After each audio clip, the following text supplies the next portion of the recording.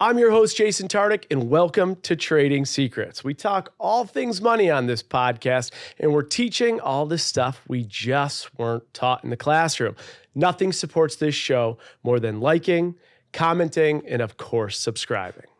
Welcome back to another episode of Trading Secrets. Today we are joined by country music singer and songwriter Dustin Lynch. Since his debut country album in 2012, Dustin has solidified his place as one of the country's biggest recording artists. With over 6 billion cumulative global streams, Dustin has earned 10 number one singles, 4 top 5 albums, 10 gold, platinum, and multi-platinum certified singles. He's a member of the Opry and has earned several high-profile awards, wins, and nominations. We are going to chat with Dustin all about his successes, his failures in both music and business, and the unique path he took to get where he is today in this ever-changing country music world. Dustin, thank you so much for being on Trading Secrets. Great to be here. I got to be honest, man. I was reading your resume. I'm like, this thing just keeps going and going and going. That's probably the best one I've heard, dude. Yeah, all right, I'll take that. I got to keep you around. Absolutely, yeah, a little hype guy. It's wild, like, to hear all that stuff. I don't really focus on anything but what's next. Yeah. You know, so to hear those back every now and again is pretty cool. That's it, because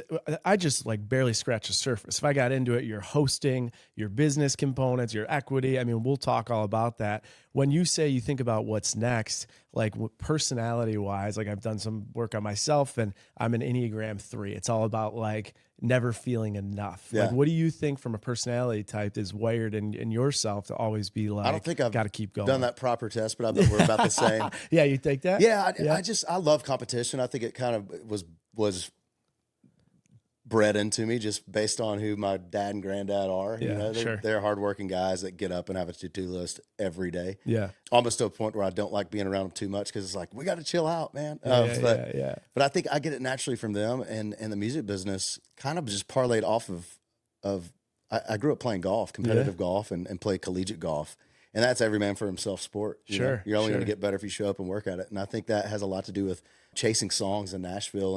And that's really what launches, you know, it's the catalyst still. I mean, this far into my career, I'm chasing songs all weekend long with buddies trying to figure out what's next. I love it. You're still going, moving 100 miles an hour, even a residency in Vegas. We'll talk about that. Before we do, I want to go back to 16. You're playing at Bluebird Cafe. You then go to college here, like you said. You play golf in college, so you could be tight to Nashville and stay in this circle.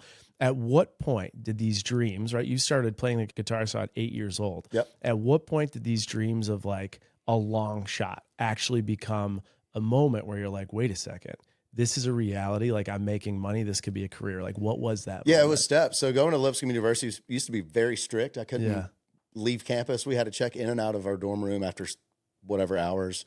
If we went to a friend's house for the weekend or to party at another campus, we had to lie about it and have our mom call in and sign in and out. Yeah. So to have some fun, we would go down the street to Vanderbilt and crash. I had a buddy from my hometown that was in a frat there, the ATO house, and I'd crash on that couch. But they would have, the reason I go there, they have cover bands come through. Okay. And at that time, I had a high school band. We were having some fun, but we all went our separate ways in colleges. And I was looking for my next chapter of music, and I saw these cover bands. I'm like, man, I could do that. And y'all are paying them what? So, what did cover bands get paid when you're exploring that? they were like, it depended on who you were, but anywhere from like $2,500 up to $5,000. Damn. Cash At like the bars? at these frat parties. Yeah. Wow. Okay. There you go. The bars, no, we can get into that. Yeah, we'll get into that. But that came a little later. But I'm like, okay, I got to start learning some more covers and what kind of band do I want to be? I love country music. They loved a lot of Texas country, a lot of Southern rock as well. So I started going back to in my off time that I had, go back to the dorm and apartment and just learning cover songs, trying to get that catalog up to where it could be, an option I could present whoever when I had the chance to do it. And man, I just took a stab and there was this band at Tin Roof, Demumbrian Street that played called Henry and the Seahawks. And I became friends with him through the years. And that was back when it was easy to get into Tin Roof. And he let me get up and sing a couple times with him. And then I had the courage just to ask the bar staff, hey, would you let me take a Monday night? Nobody's going to be there, but I'll bring some friends from Lipscomb. And they're like, yeah, take it. And that's where it started. It was just me and the guitar at Tin Roof on a Monday night. And it kind of just grew throughout the week, Tuesday, Wednesday, Thursday, Friday. And then we started playing regularly on Demumbrian Street at those bars and kind of building our following from that. And then when visiting schools would come play Vanderbilt, they would see us play at these college bars. And that's how it really started cranking in the Southeast for us because all the SEC schools saw us play in Nashville and then would ask us to come play their events. That's pretty cool. When you first started off at Tin Roof, that's wild, on a Monday night. Yeah. Were you doing covers or were you doing your own music? It was covers. And then I had my own music. We were pretty much an original band in high school, but the songs were terrible, right? Yeah, you're just learning how to do it. And I'm trying to get better at that craft every chance I can. And when I got a couple things I was proud of, I would sprinkle them in. But you'd lose the room. It's tough to hold a room with the original song. Of course. Back in those days, Monday night, you're playing, you're just doing covers. What do you get paid at something like Tin Roof? I don't think I was getting paid anything. Okay, but just I will tips or say this: whatever? we went down to Lower Broadway, and it was $30 for 4 hours. $30. $30 for 4 hours. Then you work for Interesting. tips, of course. I Okay. think that's gone up a lot since then. But Nashville wasn't what Nashville is today back then. There's only a handful of bars down there that were doing business. Now, wasn't there like the old adage that if you played in Nashville back in the day, you could get picked up by a big label any day of the week? Has that changed, and was that the case then, or is that a rumor? I don't think it's changed. I think it's a lot harder now to make that happen because, labels this day and age are watching consumption with the access you have. Anybody can put music up any day, and everybody is. Back in that day, it was really the only access you had to get mass consumption was through those labels. Mm-hmm.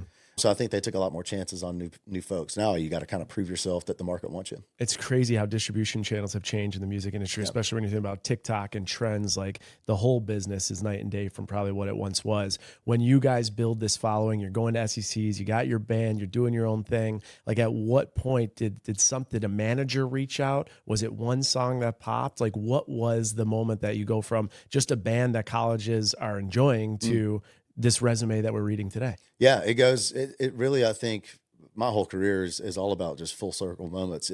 One of my golf team members went to work for an insurance company down in Cool Springs, Tennessee. Okay. And one of his coworkers' father-in-law was a manager of a new artist named Justin Moore. Okay. Who I was familiar with. And he turned his coworker onto my MySpace page. Stop. No kidding. Oh my God. And the guy liked it. So he's like, well, my father-in-law is a manager. I'm going to send this to him if that's cool. And anyways, Pete, his father-in-law, ended up just cold calling me. Gosh. And I went and met with him after I figured out he was a scam artist. I went and met with him in his house, played him some songs. And it was kind of the first time I was playing originals and really hanging my hat on my original music. Okay. And he liked what I had to offer. And we were in a label like 2 weeks later. Interesting. And from that meeting, it was kind of a crazy meeting. From that meeting, the guy that I met with was head of Valerie Music Company. And Valerie was an offshoot of Big Machine Music, which is where Taylor Swift was. Of course. Trying to think of the other artists that were there that were popping at that time. She was obviously the big one.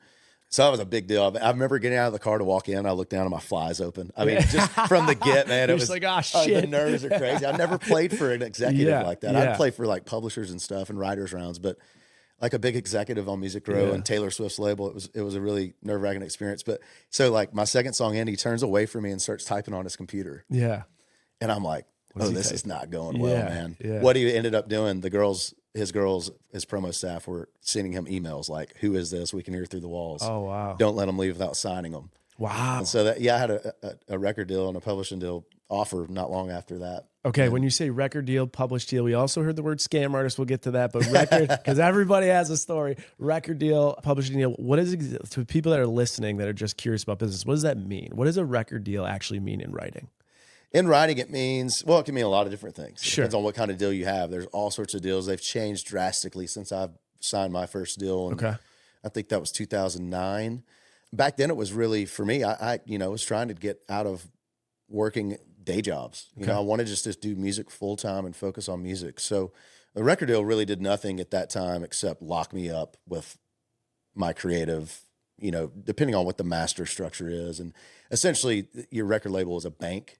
So you get like a guaranteed amount? You can get a guarantee. It can be structured where, it costs right now, this day and age, if I'm doing a song for real, Yeah. if we're going to release a song, it's about $17,000 Just to get a song out there. just to get a song sounding right. Interesting. So, you look at doing a 10-song album, There you go. 170 you're grand. 170 in right there. That's just to get That's it on the just to get desk. it on the desk. We haven't even promoted it yet. Okay.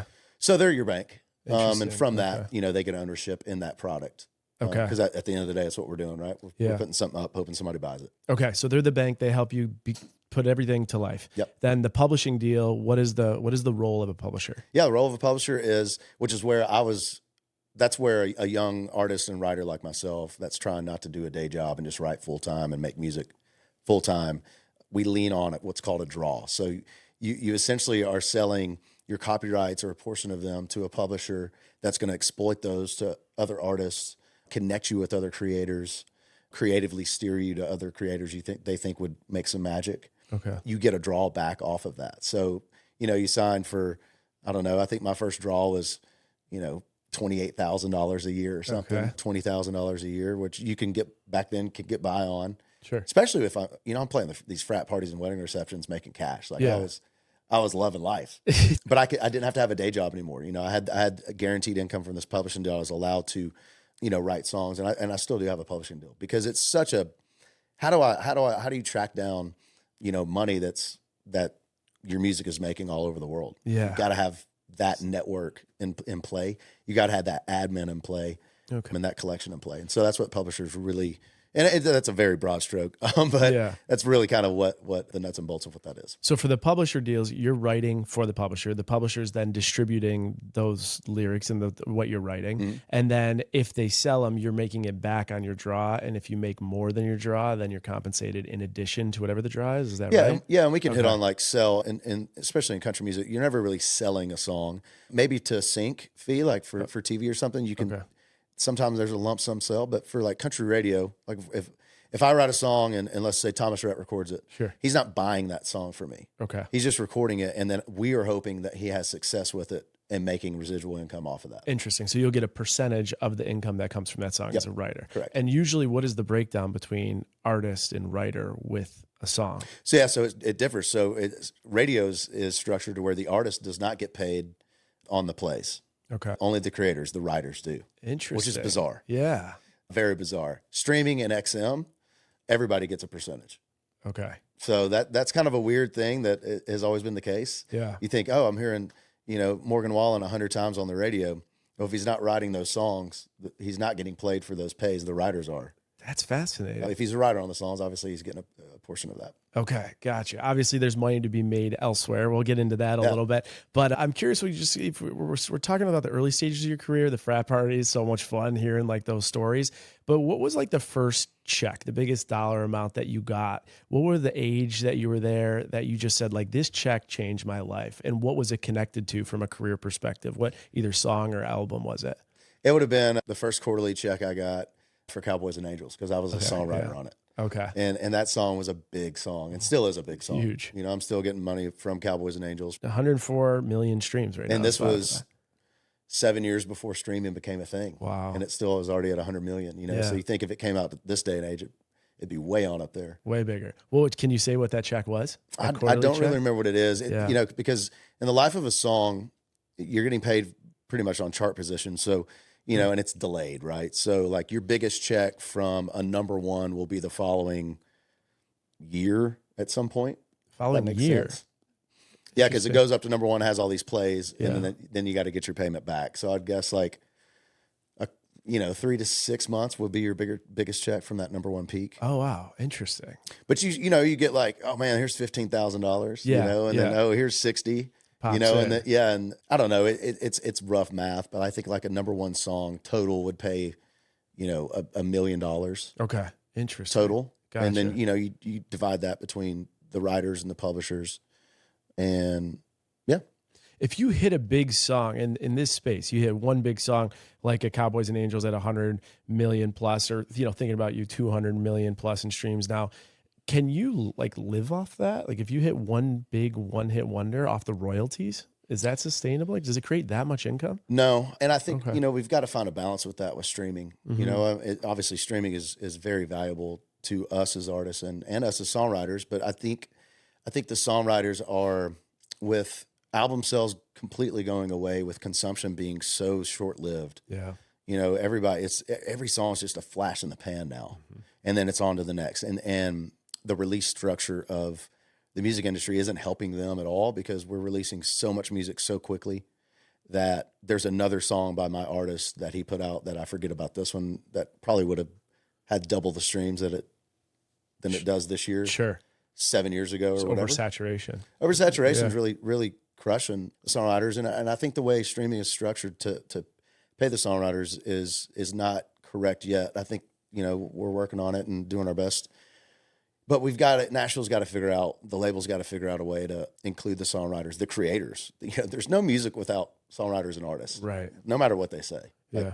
We're what makes the world go round. And we got to make sure we protect the guys and girls that create the songs. If you're in the standard deviation of, let's just say, like your average songwriter, good, but you're not like putting out the biggest hits every single year, but you're good.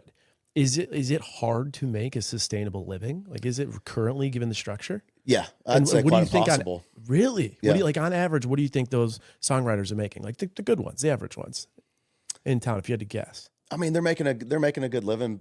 If you go, oh, that's a pretty good living because you just do music full time. But then you step back and you go, wait a second, 1 billion people have done life to this song, and they're struggling to raise a family in Nashville. That's asinine. That's crazy. Right? Especially when you think about the numbers of social media right now, and if someone is putting up 1 billion impressions, the amount of money that they're going to make off those 1 billion impressions, if a songwriter is creating lyrics that are touching 1 billion plus people, that should be, when you in the world of marketing, that should be life-changing money. Yeah, well, you look at, if it's an impression, let's say if I do YouTube content and I have 1 billion views on my on this podcast, right? Mm-hmm. It's a lot of eyeballs. A lot. You think about 1 billion plays, that's a lot of plays, but how many people in the room heard that play? Mm-hmm. Probably a bunch of people were hearing that play. So it's way more than that consumption wise. It is, I'm an advocate for trying to figure out how to continue to get, I want to see these guys and girls that create the soundtrack to our lives and the world.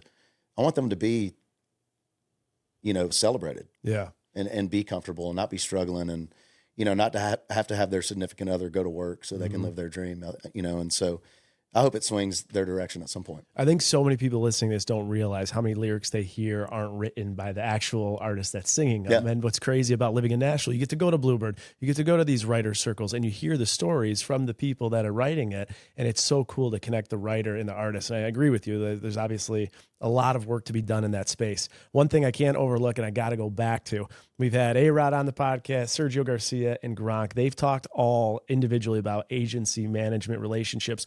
All of them had people burn bridges. You had mentioned the word scam artist. What in this space happened that like you got, and what's your biggest learning lesson that maybe someone could take from home from someone that took advantage of you? That's a great question. Yeah. And I would say like, with you mentioned burning bridges, but I mentioned full circle. It seems like every time I've wanted to get mad at somebody in this industry, there's been a weird turn of events or circumstances where I come back around and work with that person in a different setting or an offshoot of something else.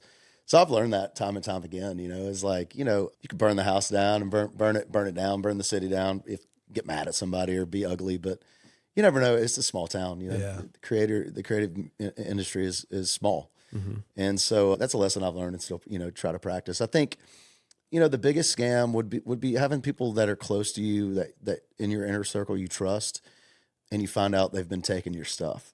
How does that work though? Like, how do you not have visibility to what they could be taking? Because you see it in the movies, you hear it in podcasts. Like, how does it work? A lot of times for me, I want to protect my address and where I live and my residence. So, a lot of our business opportunities and partnerships, everything is sent to an office. It's not sent to my personal address. So things go missing. And so it's like, that's where, you wake up and it's like, oh, all right. That kind of stinks. That was my deal, but you have half of it. So I would think that would probably be it.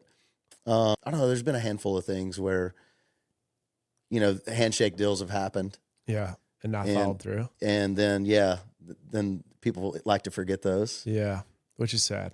Yeah. And when you're under contract, working with a group and you do a handshake deal, you feel like it should be solid. But yeah, to those out there watching, make sure you don't overpaper your handshakes. But if it's something you really believe in, get some paper written up on it. We had someone that came on the podcast. She's a big wedding dress designer, and she signed a contract in which she actually signed her entire name away and didn't realize it. Wow. And the company took her name.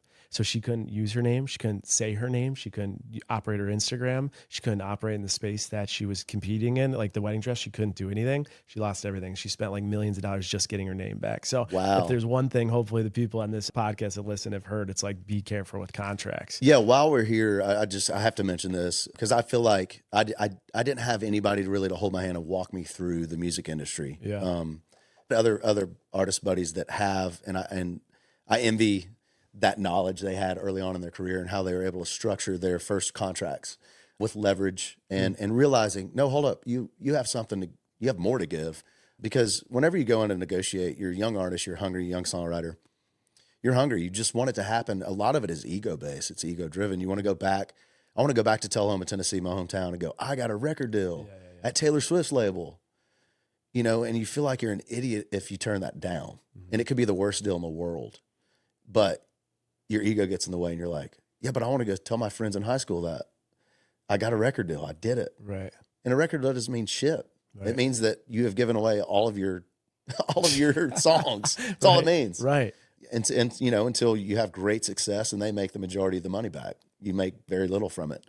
And so for young artists out there that are like, I just need a record now, I hear it all the time still. It's like, more so than ever with social media and how you can, the technology of recording music at your home in a room like this, you can I record my album in a room like this. Like, you can make great sounding world-class music in a really cool, easy way this day and age. And then it's up to all of the world overnight. Yeah. And so you have the leverage, and don't give that up too soon. And don't get frustrated and go, man, if I just had a deal, I would get more impressions and my song would take off on TikTok. No, it won't. Interesting. It won't. I'm a firm believer in, you've got to build that traction organically this day and age. And if you can command attention on your own and you start getting impressions and views and listens and followers, you're going to walk into these meetings with record labels and they're going to get on their knees and make a life-changing deal for you. Yeah. And I have buddies that have done that, and I'm so proud of them that, they had the balls to stand there and go, man, I'm just going to wait. Yeah. I think I'm worth more than this. And I didn't have that. So I love that. It's like, create your own leverage, right? And without a doubt. And with all the numbers and the transparency to it with social media and everything, you can see the numbers and therefore you're creating it and building your community. Last thing I got on this topic, and then I'll move off of it. We talk a lot about like different financial infidelity in relationships and financial cheating and all these things because we can learn from them. I'm just curious, one thing when you found out that you obviously mail was being sent to him or whatever happened, one thing that how did you actually find out something was happening? So what was the one thing that you found out? Because maybe it's the way you found out. Someone listening to this can then find out that it's happening in their business partnership or their relationship or something like that. For sure, yeah. It was just, you kind of have that gut feeling, and it was kind of a slip of the tongue on his part. Oh, interesting. Good liars have to have a good memory. That's it. All right. Yeah, that's a good one. And that's literally what happened. And then you just start kind of uncovering and asking questions. And it's unfortunate. But, it is. Like I said, it's I think, especially in my world, you got to kind of take it on the chin and not really hold a grudge, but make a change. I like it. And then let go of it. I like it. Okay. Yeah. Great advice from Dustin. We talked about streaming. I wanted to get into just some of the numbers. It's the biggest question that I got asked about this podcast. We were talking 200 million, 100 million, 350 million on Small Town Boy. How do you get paid on a stream? How does the breakdown of it pay? Is it like a penny per million? Like, how does this work? No one knows. It's a big moving target. It is a big moving target. It constantly moves. Okay. I forget what the money is now. I think it's crazy. I think maybe 1 million streams is $700 or something. That's wild. It's very bad. I don't even pay attention to it. Because it's interesting. I just got to be, because my record deal has to probably be the worst one in Nashville because of the timing of it. When I signed my record deal, streaming didn't exist. I remember going to these meetings the first few years, and it's like, why are we going to San Francisco to meet with this? What's streaming? Yeah, how's that work? Napster's illegal. That's gone. LimeWire's gone. LimeWire, What's Spotify? Like, why are we going to Spotify? What is that? And we kept going to these meetings. No one was using it. I'm like, I'm in the music business, and I don't know anyone using this platform. Yeah. And then boom, overnight. And what happened with my record deal, and here's another one, while we're on the topic of kind of getting railroaded by your team.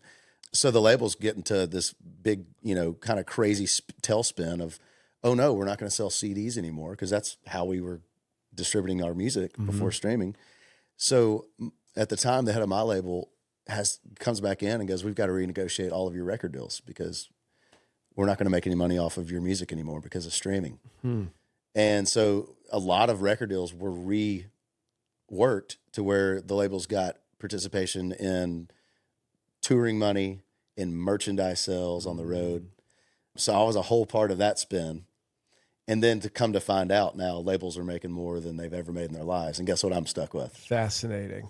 This contract when they weren't going to make any more money off music. Jeez. Yeah, so I don't really pay attention to the money I make off of music because I don't really make money off of music. It's crazy. Like, I'm in the music business, but I'm not in the music business. Maybe as a songwriter, I make good money, but as an artist, it's not really my focus. So an aspiring artist right now, aspiring creator, songwriter, musician, hears you say that, someone with like this insane resume, what direction do they go? Like, well, they're in a lot better space now. The record deals now because the timing of it. Way more back in favor for the artist. Understood. I would do anything to go into an office right now and and sign up for a modern day record deal with streaming that exists. Okay. Because think back, streaming did not exist when I was signing these papers, and now it does. And I'm just like, well, okay.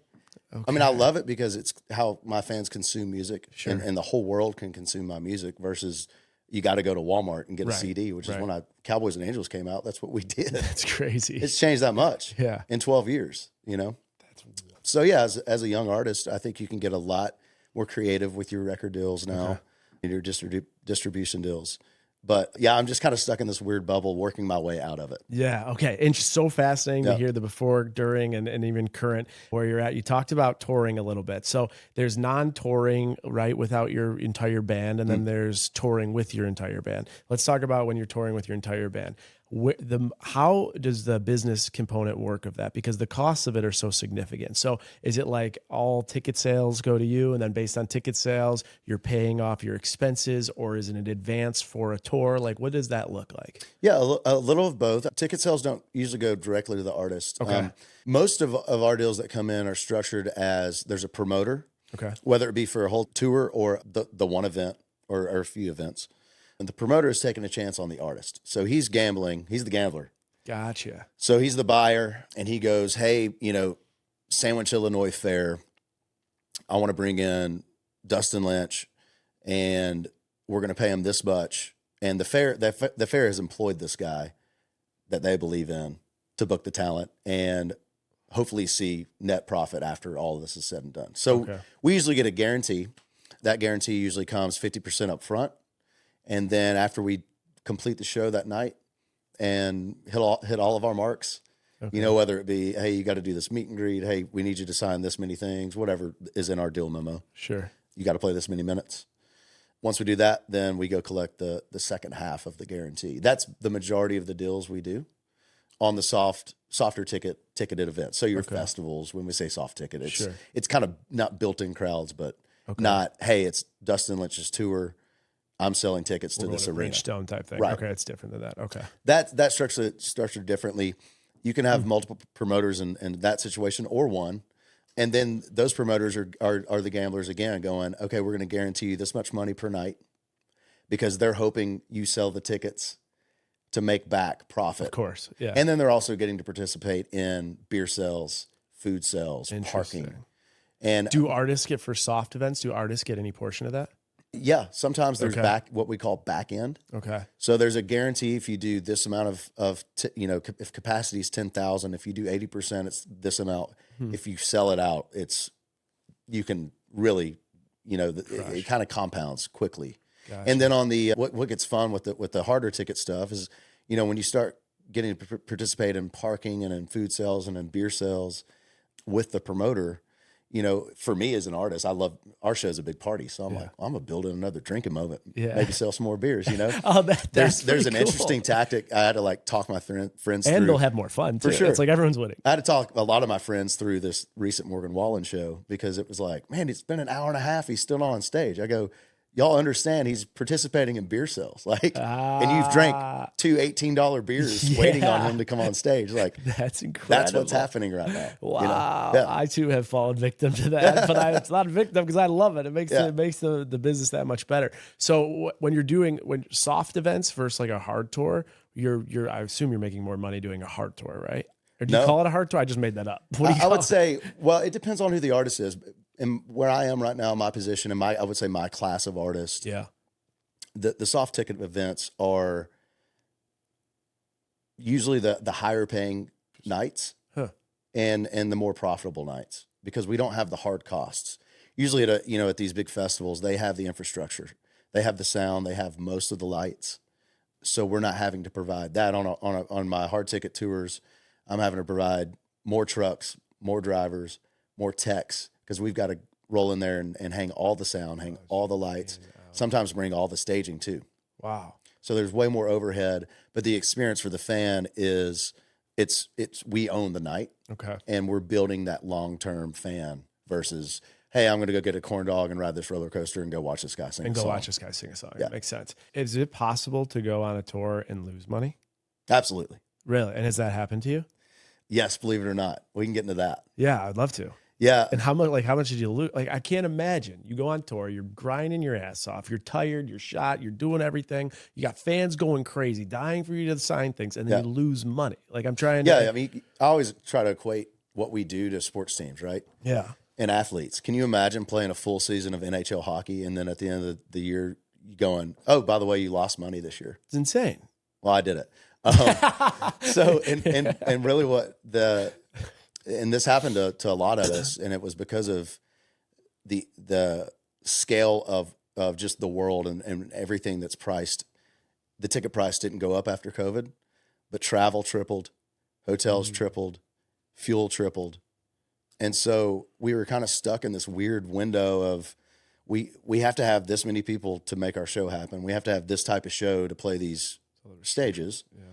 You can't roll in there with nothing. Mm-hmm. The fan expects more. And then, when all of your that's the big three expenses for me is the travel, the fuel, and the hotels. I mean, when all of those triple, bottom line is screwed.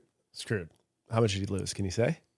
It was like right about a break even type thing, but that's a loss, dude. Okay, it's still a loss. Yeah, you're playing a whole season and then it's not going anywhere. So that's frustrating. Interesting though, during COVID, how restrictions go up, so then costs go up. So that's kind of fascinating. And then how with merchandise, that's all worked into the system too. Like how do you get paid on merch? Is it a percentage of? It's a percentage of, okay. and what's crazy, this is another one of those like really frustrating things. So most venues are owned by Live Nation or a group like that. And they have what's called a house fee. So that's pretty much their house tax. And usually the venue makes just as much money as I do at the end of the year on my T-shirts. Interesting. That's so your take home is usually we try to get about 30%. Yeah. Yeah. But that's just one of those things, you look at, I think maybe you don't, but obviously I'm consumed with all this, but you look at like all the fees when you go to Ticketmaster and buy a ticket, it's kind of like that. Okay. And this is, everybody getting their, what they think is their cut, but what are you going to do? Not sell merch? Yeah, exactly. You got to sell it, right? Interesting. So interesting. It seems like a lot of optimization has to be done in this business, but it's also cool to hear about it. When you're up there singing, you talked about how many minutes you might play in a festival. Do you know? I've always wondered, like, will you play more if like you're vibing out, like the crowd feels good? Or are you on a quick strict, like it's got to be the second? If it's our show. Two things. If it's our show, we can do what we want usually, unless there's a hard curfew. Okay. Sometimes if you're outdoors, noise violations or whatever. Yeah. I've been with some artists that are having such a good time, they'll pay the fine because they don't care. They don't care. Oh, that's great. That's a great night. I love that. If we're headlining a festival and there's not a hard curfew, we'll play longer for sure. Okay. And we have those moments. That's fun. They're rare. Yeah. Because usually there are hard curfews or we're direct support. The last thing you want to do is play over. For sure. You want to be mindful of your time allotted and respect that artist behind you. That's fair. I love it. Okay, let's talk about some awards. So, Single of the Year in 2012, American Country Awards. You had Music Video of the Year. You had Top New Artist of the Year in 2014, CMT Music Award, Male Video of the Year.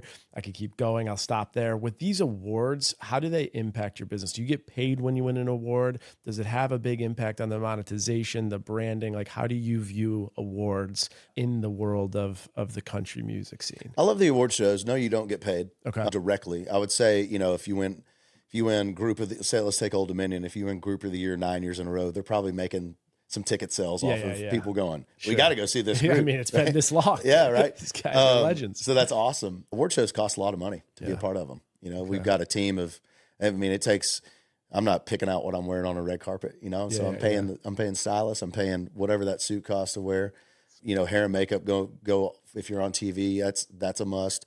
And then you've got, you know, for me, it's like I'm paying a security guy, whatever airfare and hotel, ground transportation. Same with late night television. Late night television costs an arm and a leg. That's it. Morning television costs an arm and a leg. You know, it's all marketing expenses. So you're like, when you say arm and leg, like a few $1,000, $5,000? Back in the day when we were playing late night TV, it was like 30, 35 grand. No way. Out of pocket, yeah. Dad, you don't have to pay to actually be on the show, though, do you? No, that's just what it costs. It's just for all the costs. Yeah, I mean, we're moving 20 bodies. Yeah. You know? And do you think you see the return though? Like, so you're like SNL or Jimmy Fallon or something like that. You think those artists see the return? I think it's building blocks. You know, I don't think you play it and unless you're Stapleton and if you have a Stapleton moment like at the CMAs where it literally changed the face of country music in his life. Yeah. With Tennessee Whiskey, like that performance is a direct like boom, that one worked. Yeah. I think it's building blocks. You know, through the years, it's reminding fans that you exist, and which this day and age is impossible to do. You know, there's so much traffic out there. I consume country music every day, all day, and I was just looking at a playlist the other day on Spotify, and I knew like 4 artists on it. Like, it's unbelievable how many people are able to get music out now, and it's great. It's awesome because you find, like, I found a band the other day I had never heard of, and I've been listening to them the last 3 days. Yeah. Know? So, and they're here in Nashville. So, you know, there's I guess upsides to all of that, and it's just building blocks. You know, I think it's investments, just like any company. Like, let's go back to, we're selling a product. Yeah. You know, if I made this candle, I'm not just going to make the candle and that's that. Yeah. You got to go get it on shelf some kind of way and get it in front of people some kind of way. And Label so, it, you know, these moments and these award shows are great ways to do that. Who watches award shows? You know, the audience skews a little older, but the audience is very engaged with who's on that show. And I know for a fact, all of our super fans are watching those award shows. So they're big deals. You know, it's not, even if the Cume watch is 2 million people, well, a big portion of that viewership is super fans that are for sure going to buy country music tickets. Blown away by how much you know about the demographic, the analytics, and the business behind all those moving parts. Like, insanely impressive. You mentioned building blocks. Another building block for you, a whole different curveball. You now have a residency in Vegas. So if you guys are listening to this, you can go see Dustin Lynch crush it in Vegas. Tell everyone about, this is the first ever country artist to perform at Wynn Nightlight residency. Like, tell us about how this came to fruition, because this is a different curveball. It is. It's different. I even to my close friends, I'm explaining, because people think, oh, residency in Vegas, you're at a theater, you're playing multiple nights all year long. It's not how this works. We're playing the nightlife. You're playing the club. So we're playing in my opinion, the sexiest, biggest club. Is the most fun I've ever had in my life at Excess. Yeah, which is like unbelievable places. I've been to clubs all over the world. Yeah. Excess at the Wynn is up there for me. And I can't believe this, you know, we're having this conversation. It organically happened. Yeah. I got asked by PBR, Professional Bull Riding, to play an after party for their World Championship last October at Excess. And I'm going, how are we going to pull that off? Yeah. What do you want? And so call them, and they're like, well, whatever you want to do. We've never had country. And so I'm going, well, that didn't help me at all. Yeah. But I've been in enough shows. Canvas is yours. I've been in enough shows. I knew I was going on really late. I knew I didn't just want to be this karaoke singer. I knew I didn't want to be just an acoustic guitar me. That probably would have been great. That probably worked really well. But I wanted to take a chance, because I had a dream, man, of if I'm going to get to play Excess, my favorite club in the world, once. I'm going to go up there and just drop the mic and do something fun. And so I this is crazy how this came to be. I played an event for Twin Peaks. It was like their world championship of the Calendar Girls in Nashville. We got booked to play the show, best show of all time. Okay. I was gonna say, that's a pretty good 150 like of the hottest girls in Twin Peaks. If you guys need an extra invite or plus one, let me know I'm there. It was unreal. So we played that in Nashville, and afterwards, of course, we have to go to an after party. So we roll into this club that's in Nashville, and this DJ like intertwines a couple of my hits into rap music and stuff. And I'm like, how did he do that? That was impressive. Yeah. And I went and got his Instagram, and that was a couple years back. Anyway, so I get this wild idea to do a DJ show at Excess, one time only. Sure. And I find him on Instagram. Oh, you found him from years back? I shoot him a message. Yeah. And I gave him a call, and I said, man, here's the challenge. We got a month to make this show for Excess. He's like, I'm in. So he probably loved that call. And well, I mean, to get to play Excess, like, come on. And so luckily we had in years past kind of done some EDM tricks for our live shows. Okay. And for social media, just like sizzle reel stuff. Sure. Yeah. So we kind of had a little launching point with those. And we just found a way to intertwine those hit songs, add some new ones, do some new remixes in and out of the antics of like my Pool Situation brand. So I had that leg up, and I love to host, and into hip hop, back into country. We just came up with this half hour of fun stuff, and we get to the win, and the GM and everybody's there, and they're like, "So what do you need? You got a guitar player?" Or I go, "No, man, it's me and this DJ and my playback tech from my drum tech from the road. I need 3 mics and a set of decks." And they're like, "What?" Yeah. So they're thinking we're going to karaoke, you know? Yeah. And we do sound check. And I look over and I can tell they're like, "Oh shit," you know. And the night before that gig, I ran into Marshmello at the When We Were Young festival, this rock festival. Yeah. He was in the booth with us watching My Chemical Romance. And I just asked him, I said, "Dude, I'm doing the show. I don't know what to do." He goes, "Go just play least common denominator sing-alongs. Okay. Trust me." I'm like, "Okay, good." Because I knew what we kind of had ready. That was it.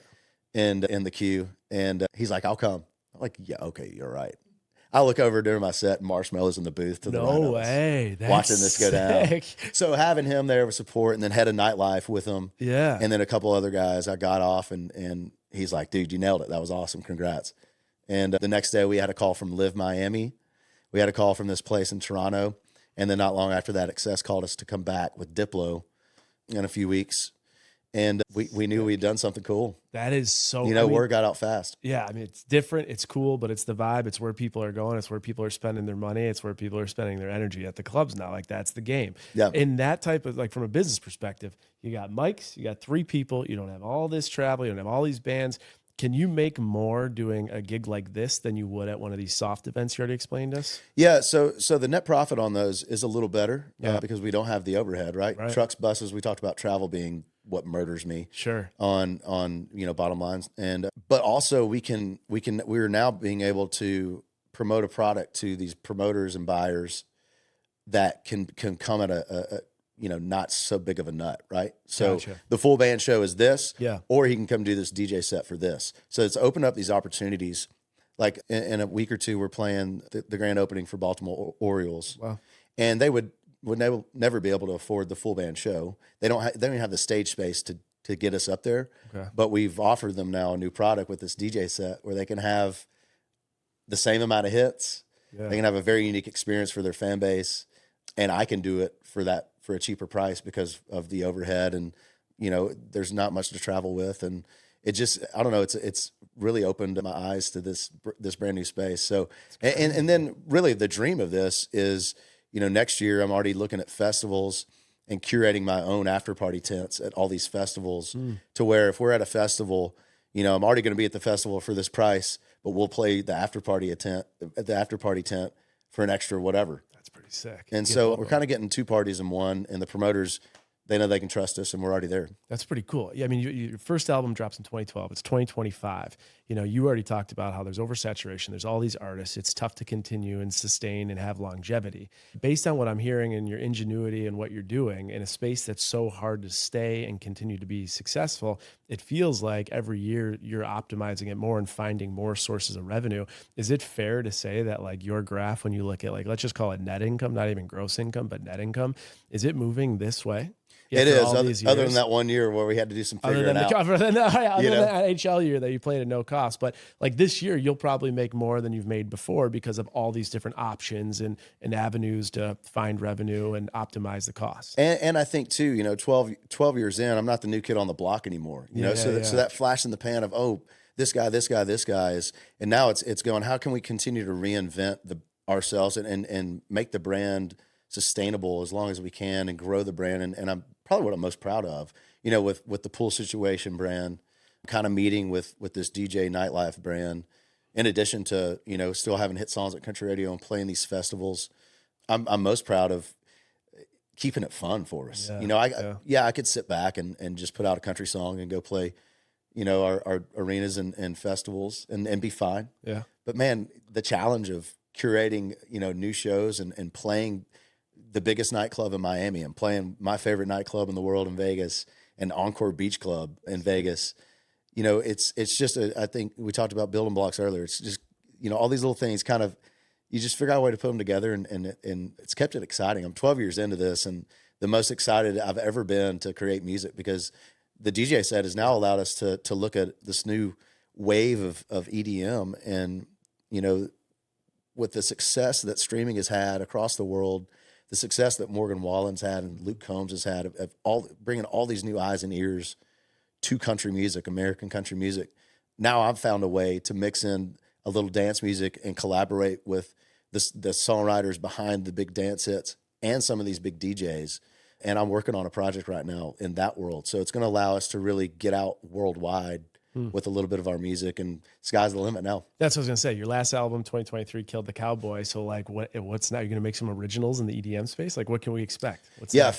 First and foremost is country project. Okay. And working hard at that right now. Okay. But also hand in hand, it's fun because I can go I'm writing like a madman right now because I'm so inspired, but I can go in and write country one day, and then the next day I'm with one of the top producers with Big DJ writing for the dance record. Okay, one question I got that I know everyone's asking about: you release this new music that you're working on right now. Once it comes out, obviously you have to deploy a social media strategy now, which 10 years ago you didn't have to do. What type of things are you trying to do, like on TikTok? To I'm sure it's crazy for a country artist of your caliber and longevity to be like, I can't believe I have to make a dancing trend. But are you is that part of your strategy with this new music? What's it look like? I think I didn't start. If I was starting out now, I'd probably have to get into the dance game, where I'm doing the thing.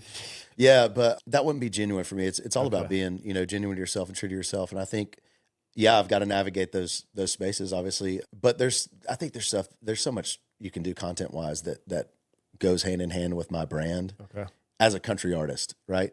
I'll let the others kind of take it from there, and hopefully we have a song take off. That I would love to put out a song that becomes, a dancing trend in every country bar for the rest of the time. That's like the biggest goal ever, right? To have a line dance till the end of time is like, sick. That's unbelievable. It's a great goal to have out there and manifest. Okay. So I definitely, I love it. I love social media. I'm on Instagram the most just because I get caught scrolling.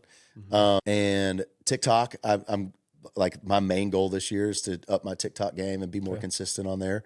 And that's a really fun spot because you can have something like the other day I was flying my plane and, it was just like a cool sunset. I took a video and I threw it up there, not doing anything fun or cool. Like I've probably posted that 100 times for whatever reason on TikTok. Just pop. Boom. It just popped. And it's like, okay. So it's just consistency, and that's original to me. Like that's me flying to literally eat Mexican with my parents one night and then fly home. That's sweet. And, it takes off and I get all these views and all these new eyeballs that follow me. And now I think whenever it comes time to do, a country release or our country EDM release, I have all those new eyeballs that are going to see it. It's huge. Yeah. One of the last things I got for social media, you kind of touched on it already. 1.2 million followers on IG. Go follow Dustin Lynch. TikTok, 460,000. X, you got 850,000. YouTube, 825,000 subscribers. We've had people come on the podcast, and with these numbers, they're making millions and millions of dollars with brand deals. You have so many sources of revenue. Are you participating in like the creator influencer game as well? Yeah, absolutely. In a lot of different ways. There's direct partnerships we've done, which are great, and I'll continue to do. What define direct partnership? Like you're promoting. John Deere goes, all right, for the next 6 months, we need 3 posts. Got it. We need you to have a meet and greet at this dealership and whatever Illinois before your show, that type of thing. Yeah. The indirect partnerships are a lot of fun too. Define indirect. And there's a couple of indirect partnerships. So indirect would be, I guess, Happy Dad. And I think that's the genius of that brand is it's not drink a Happy Dad. Sure. It's just, we did a deal and it's like, hey man, we're going to send you product.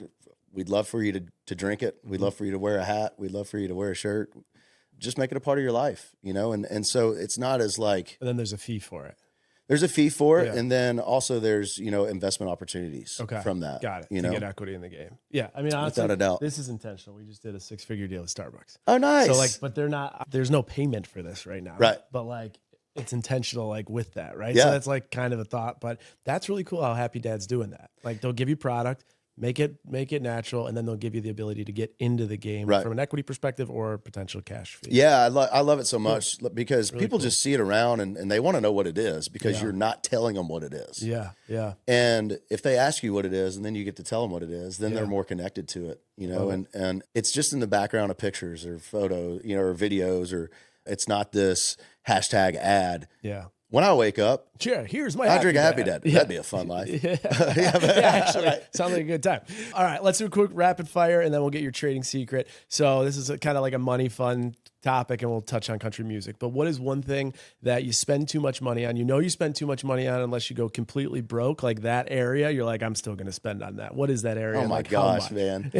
It's got to be hunting. Okay, It's gotta be gotcha. hunting. All right, if you had to guess, how much you think you spend on hunting Millions. annually? Oh, not annually. No. Not I'm just annually, saying. but in total, probably. Well, I've bought so much farm Yeah, ground yeah, to yeah. hunt on. You Yeah, know, at the I end of the love it. day, like that's an expensive hobby. love I it. literally got my pilot's license so I could fly to my farms Yeah, I to saw hunt that. I more. was like, he has his pilot license too? What the hell? Like, that's Oh, ridiculous. yeah, dude. that's crazy. You know? It's unbelievable. Yeah. I love it. Okay. So hunting is the hobby that. That's a good one. Yeah, and I mean, I think if you're like, if you take everything away from me, I'm still going to find a way to go hunt. Okay, that's your thing. Definitely. That's where you get out of there. Okay, talk to me about this. Like you have a blank check, and it's a dollar amount one day. Like you dream to be worth this amount. Like so, now this stems from Jim Carrey when he went to L.A., put a blank check in his wallet. He said $10 million. I'm going to make $10 million in 5 years, and it was 4.5 years later. That's when he got Dumb and Dumber, and he got paid $10 million. So like that's where awesome. this comes from. Like your blank check. Like what does it look like? What's the dream if you had to write it right now? Yeah, I would like to get. That's funny because it's never going to end. I mean, this is how you and I are programmed. Yeah. I do Just have keep a going, goal keep to get to going. 100. Yeah, and then when 100 comes, you're gonna want 200. Well, yeah, because I love, like, I've learned so much. COVID was such a big blessing for me because it allowed me to go, oh shit, Yeah. what am I going to do? Mm. And I really started looking to my money and going, okay, what am I doing with this cash in the bank? And I started finding opportunities because out of just desperation of boredom, but also if we never get to go tour again, because there was a point in time I was like, I don't know. Sure. And I started investing in real estate. Oh, cool. And so I think if I get to the 100 mark, I'm going to just have, I mean, I'm like, a lot of my day is managing my investments. Mhm. And I love dirt. As far as investing goes, I like to be able to touch it. I like to be creative. Okay. So either developing land or managing something or developing products. And so like I'm constantly, it takes up a lot of my bandwidth, and I would probably just do more of that at a bigger scale. Okay, I love it. And you are equity owner and equity partner of Beard Club too. So shout out to Beard Club. I was going to ask you if you could think like one best investment, one worst investment. Like Okay. a good one you made and what like the and the worst one. Well, I think best investment would be some of my commercial real estate. Sweet. Good Yeah, for you. just and being able to leverage, some good, I guess percentage points on some things. Yeah, that's great. Those are fun. Worst investment. Worst investment, it's probably going to be to be determined. So far, I had an haven't, NFT blow up in 2020. I don't know. Did you get involved in any of those messes? No, I Okay, haven't good got for you. involved in the crypto thing yet. That's good. Surely I've had something just go sideways. There's one thing I thought would be a home run. A part of this fund that was kind of a celeb indirect marketing group. Okay. And a lot of our stuff was restaurants. And so then COVID hit. Gotcha.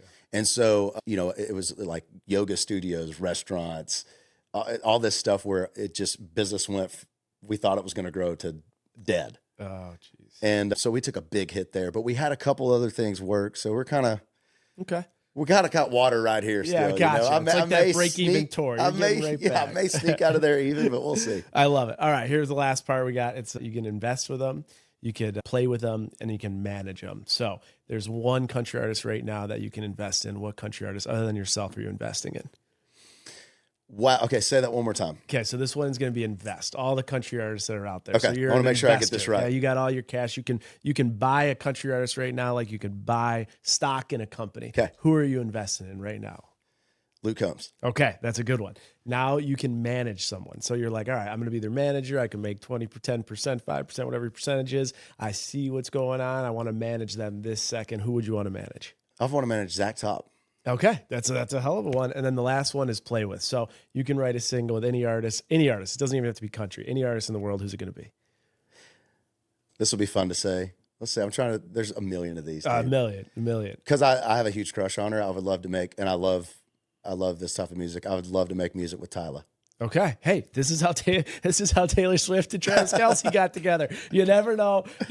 Last one I got is you're sitting at a table. You can have a beer or drink with any artist, dead or alive. Who's it going to be? Probably Hag. Okay, that's another good one. Yeah, Merle Haggard. Right. Great. That's my. If my house caught on fire today, I would run and grab. I got to sing on his tribute album, and I got surprised. He wrote me they print off a big poster, and he wrote me a really nice note on it. Yeah. So that's cool. What I probably would grab.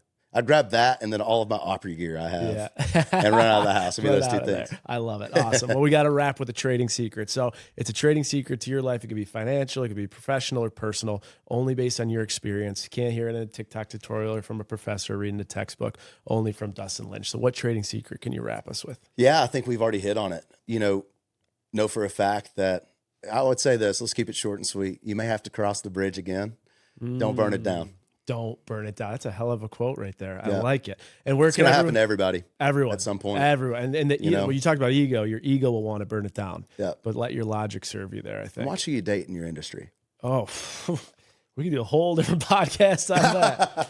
Shit, that's a good one. You know what? Do you want to elaborate on that? No, that was one of my pacts I made with myself early on in Nashville. Yeah, you wouldn't do that. No. Oh, that's smart of you. Because you never know. That's really smart. Right? Because you might not even want to burn a bridge. Well, and then you're at Tin Roof playing an acoustic show, and you're just aspiring songwriters, and the next thing you know, she's running your record label in 5 years or 10 years. Yeah, exactly. You don't want that going down, no, right? You don't want that. Stay out of your industry. That might be the best training secret we've ever had. All right, that's a great way to wrap up. I know you talked about some of your management failures, but we have Red Light Management here, who is one of your successes. So thank you guys for making this happen. Wouldn't be with them if they wouldn't be with them. Yeah, wouldn't be with them if it was them. Big thumbs up to them. And Dustin, thank you so much for being on this episode of Trading Secrets. Thank you, brother.